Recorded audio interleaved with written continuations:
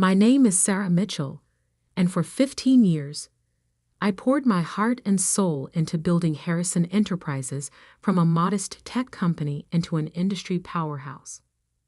When I started as a junior software developer, fresh out of college, old Mr. Harrison saw something in me that others missed.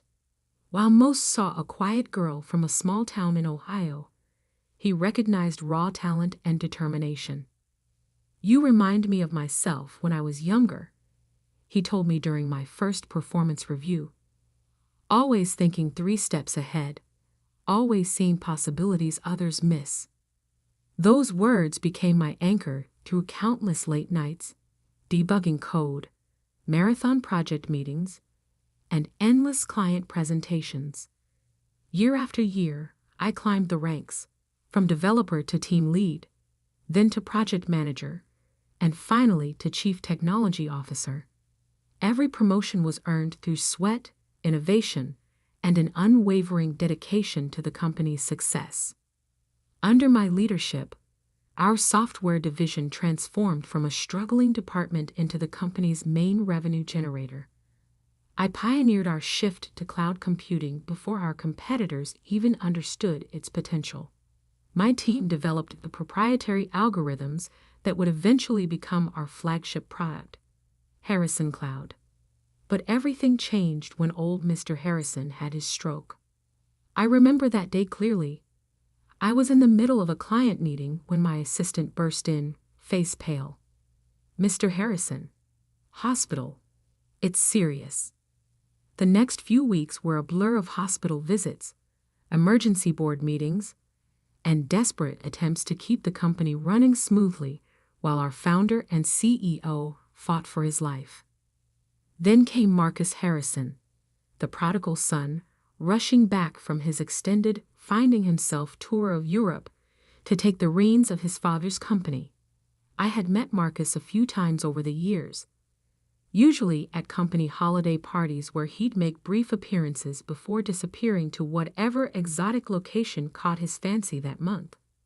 From day one, Marcus made it clear he had different plans for Harrison Enterprises. "We need to modernize," he declared in his first board meeting, dismissing 15 years of steady growth and innovation with a wave of his manicured hand. "Everything's so old-fashioned here." I tried to be diplomatic. "Perhaps we should review the company's current trajectory and success metrics before making any drastic changes," I suggested, sliding over a folder containing our latest quarterly reports. Our cloud division alone has seen 300% growth in the past 2 years. Marcus didn't even glance at the numbers. "That's exactly what I'm talking about," he scoffed. "Cloud computing? That's yesterday's news. We need to be in blockchain, NFTs, the metaverse." Over the next 6 months, I watched in horror as Marcus systematically dismantled everything we had built. He hired a parade of flashy consultants, each with their own revolutionary vision for the company. Long-standing client relationships were neglected in favor of chasing trending tech buzzwords. Valuable team members were pushed out, replaced by Marcus's former classmates from business school. Through it all, I tried to maintain stability in my department.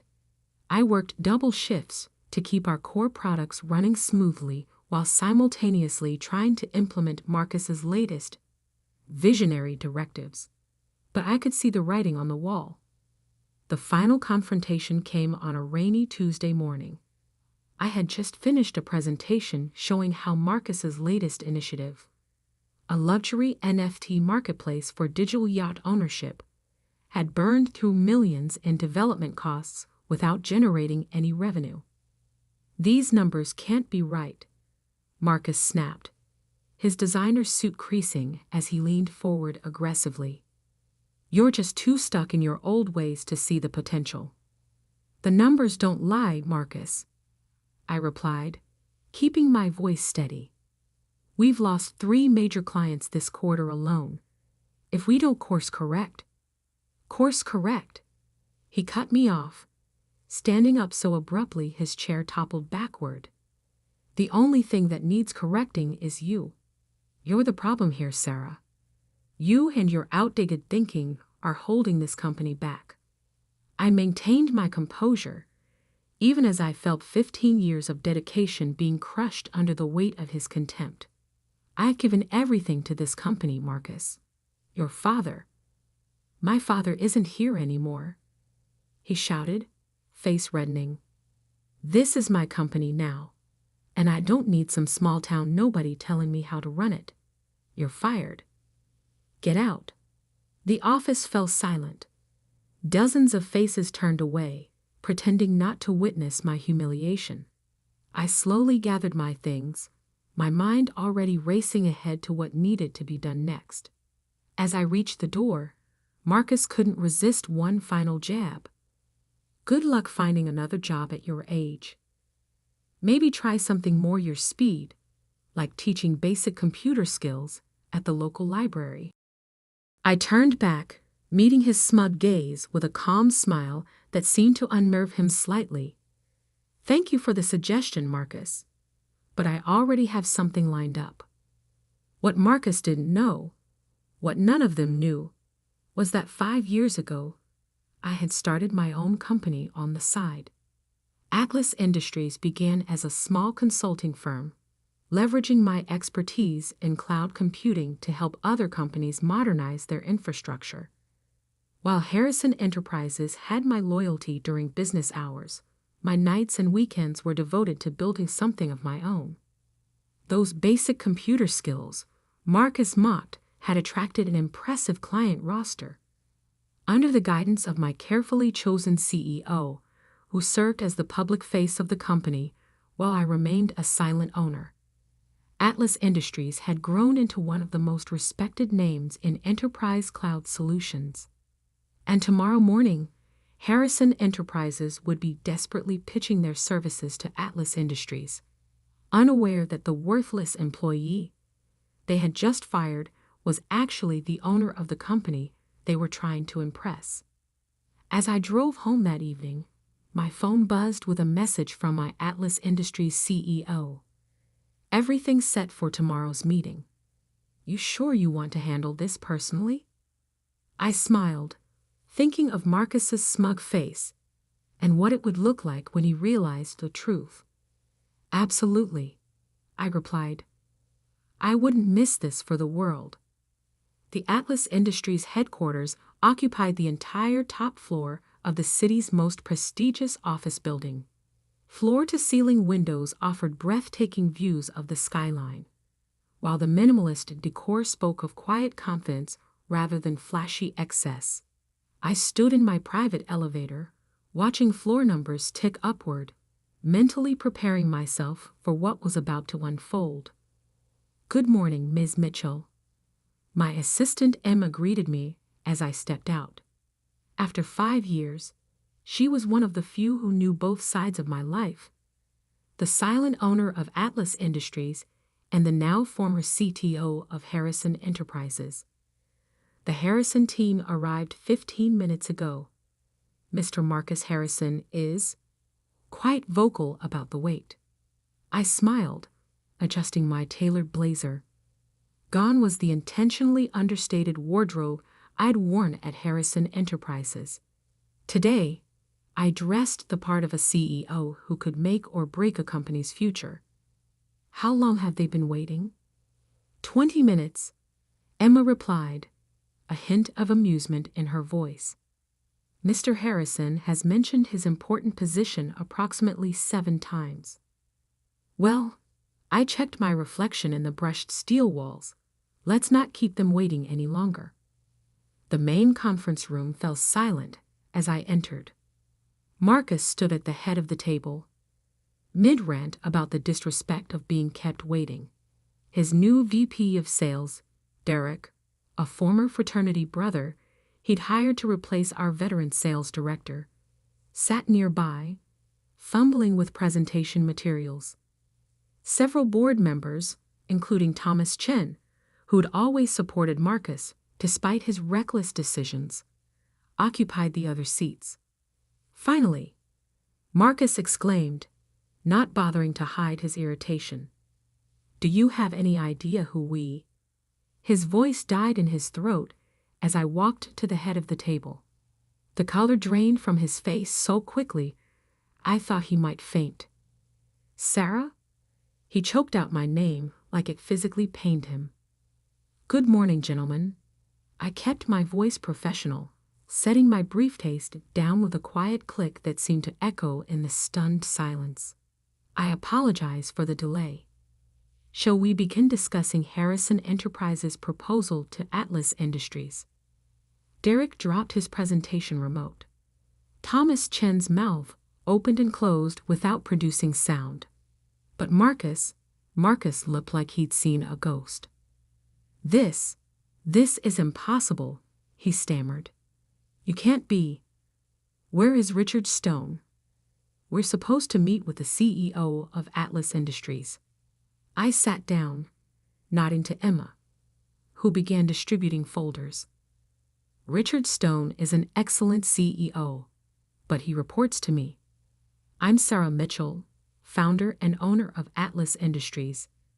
I paused, enjoying the way Marcus seemed to shrink with each word. Though you might remember me better as the small-town nobody you fired yesterday. The silence that followed was absolute. Marcus had gone from pale to ashen, his designer suit suddenly seeming like an ill-fitting costume. Derek was frantically flipping through the documents Emma had distributed, his sales bravado completely evaporated. This isn't possible, Marcus repeated weakly. Atlas Industries is $1 billion company. $1.7 billion as of last quarter's valuation, I corrected him. Though I suppose someone stuck in their old ways like me shouldn't brag about numbers. Thomas Chen found his voice first. Sarah, all these years, while you were our CTO, I built Atlas Industries in my spare time, I confirmed.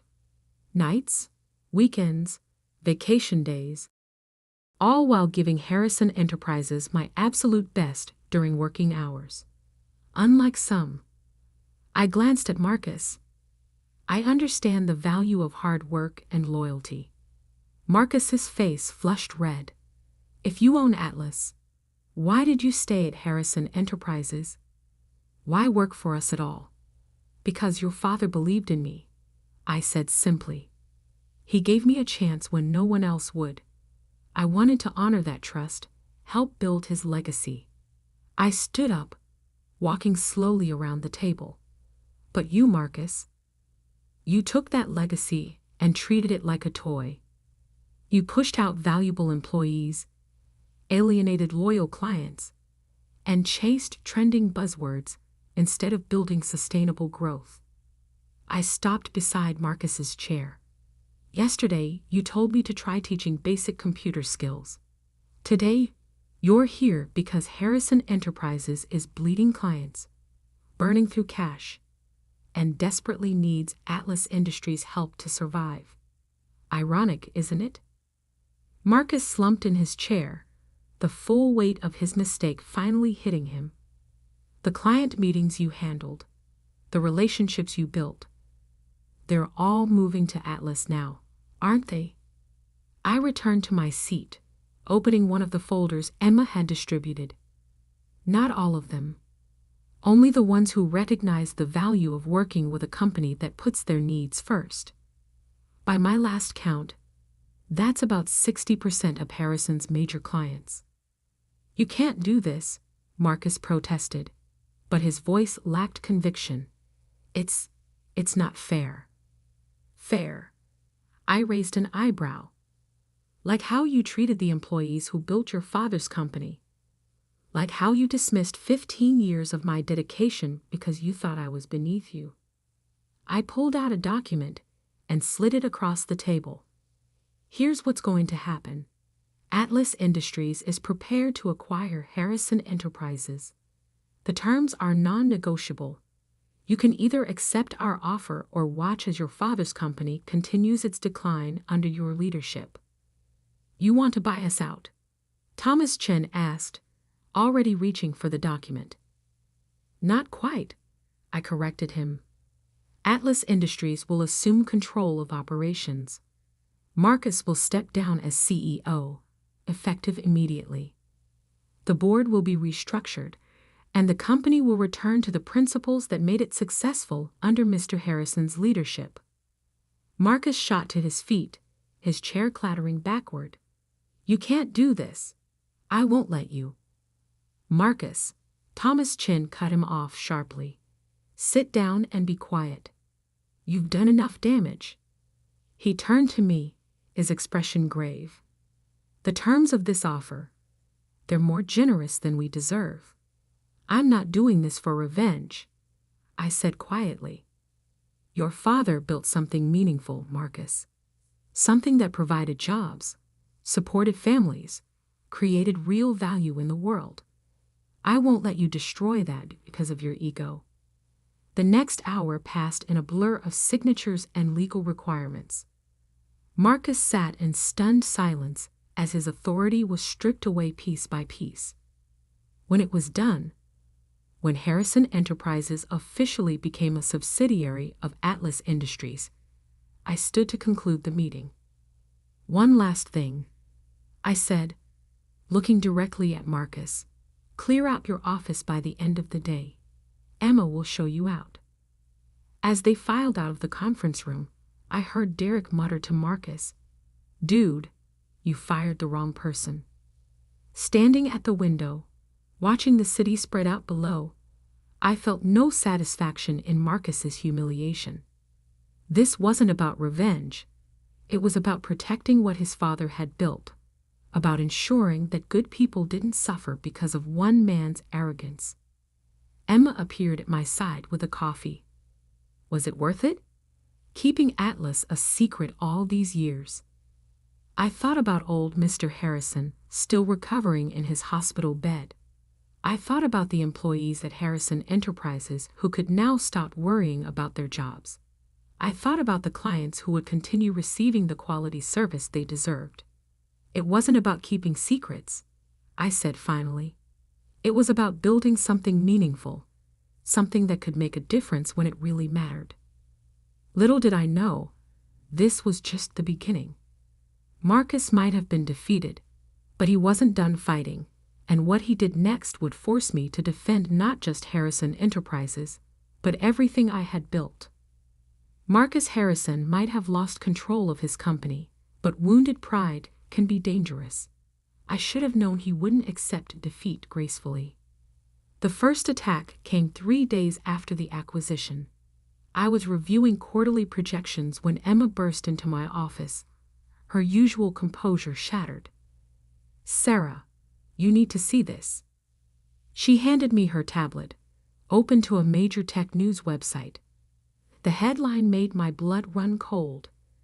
Atlas Industries, ACQUI, Titanium of Harrison Enterprises, NDRNVSTIGATL, for INSIDER Trading.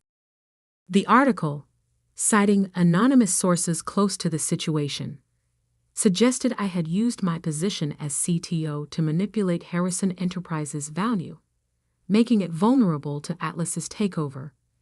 It was a clever angle, one that played perfectly into Marcus's narrative of betrayal. Get our legal team on this immediately, I told Emma, already reaching for my phone, and set up a meeting with the board for. My phone buzzed with an incoming call. Thomas Chin.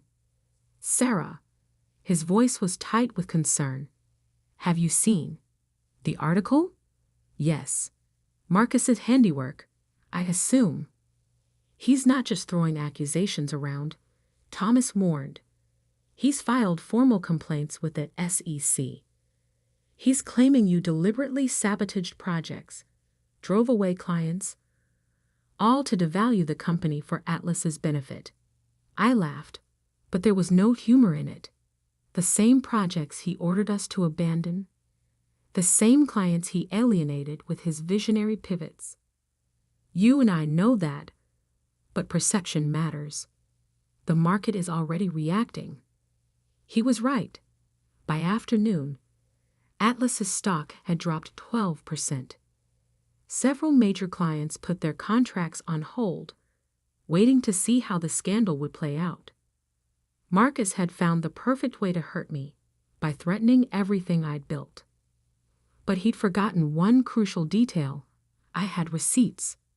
Lots of them. I spent the next week working with our legal team, compiling evidence.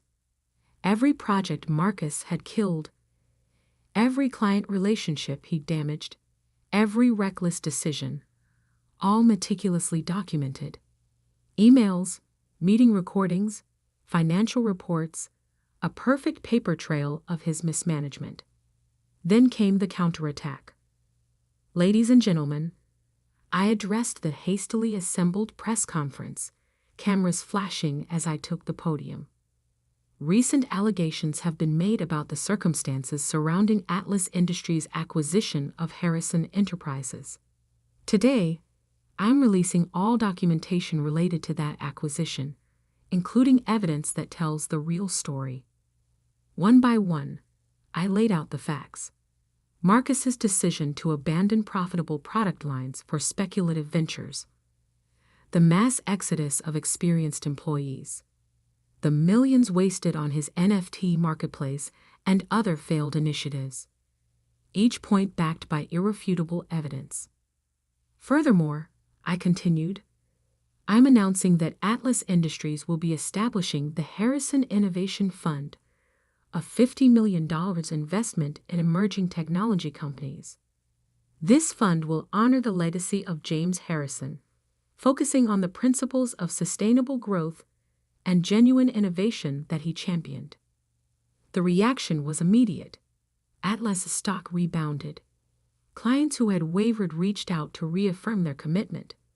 But the most significant response came from an unexpected source.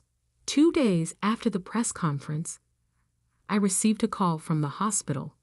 Old Mr. Harrison wanted to see me. He was sitting up in bed when I arrived, looking frailer than I remembered, but with the same sharp intelligence in his eyes. A newspaper lay on his lap, open to an article about the Harrison Innovation Fund. "Sit down, Sarah," he said, gesturing to the chair beside his bed. "Tell me everything." So I did.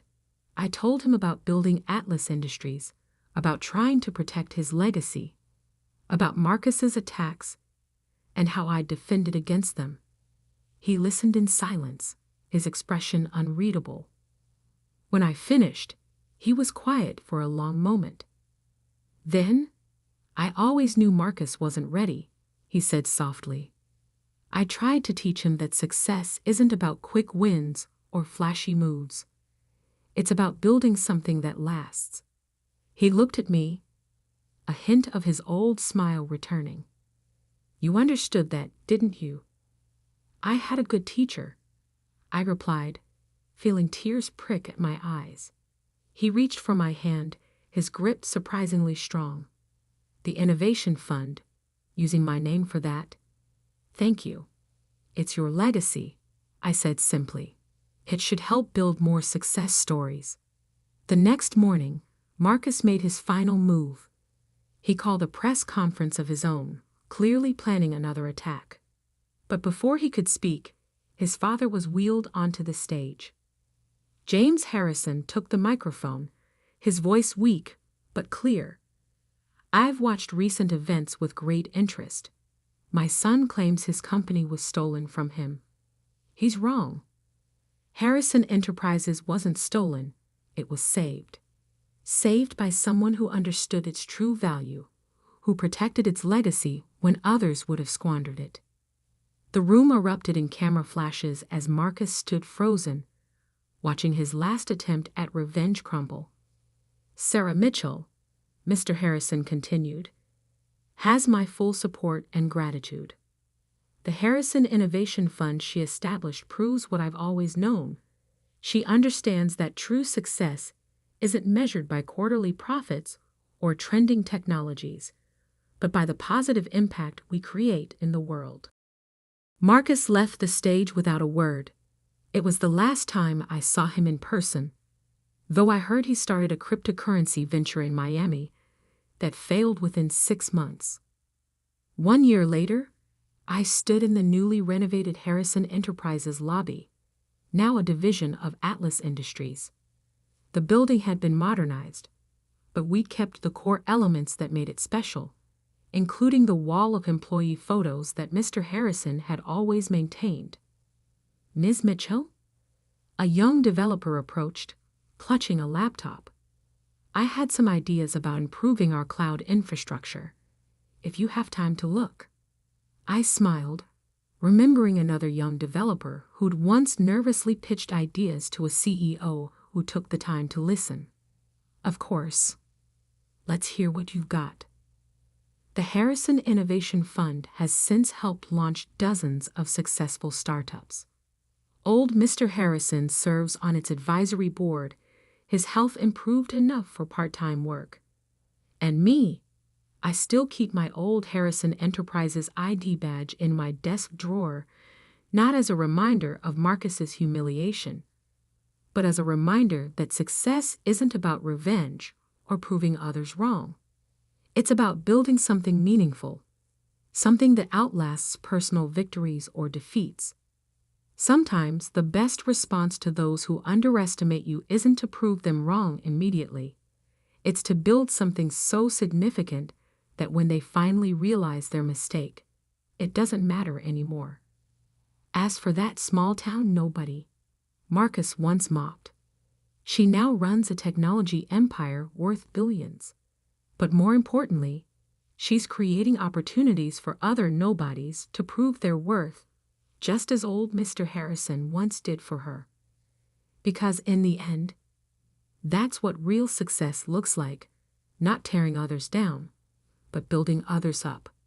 And that's a legacy worth protecting.